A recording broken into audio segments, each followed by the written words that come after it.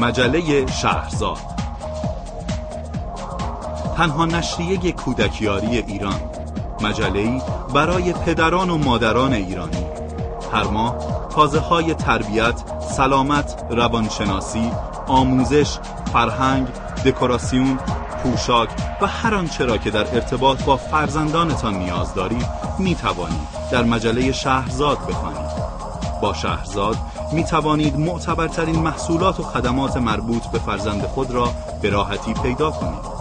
شهرزاد تنها نشریه تخصصی والدین از دوران بارداری و نوزادی تا پایان کودکی فرزند شما. فروش در روزنامه فروشی ها، سوپرمارکت ها و مراکز فرهنگی. www.shahzadpress.com.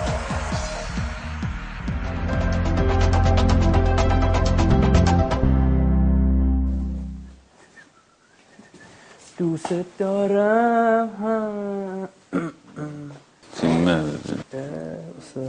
دستم من ناز.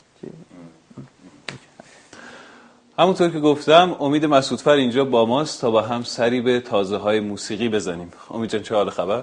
خبرهای خوب دارم. خبرهای خوب اینه که آلبوم گروه 7 داره میاد بیرون و ما میتونیم اونو گوش بکنیم و چند تا خبر دیگه ای که میتونیم در ادامه الان با هم دیگه بشنویم.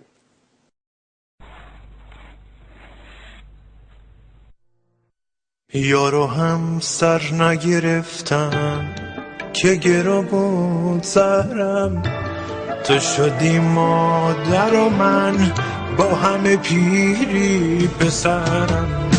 13 را همه عالم به در امروز از شهر، من خودم 13 هم که از همه عالم بدرم. یکی از خواننده‌های محبوب من محسن چاوشیه. محسن چاوشی امسال با اجرای آلبوم من خودم 13 و اجرای قطعاتی از مولانا و عطار تونست غوغا بپا کنه. مخصوصا آهنگ شماره 3 این آلبوم با هم گوش میکنیم. ما جون داری پای کشیدیم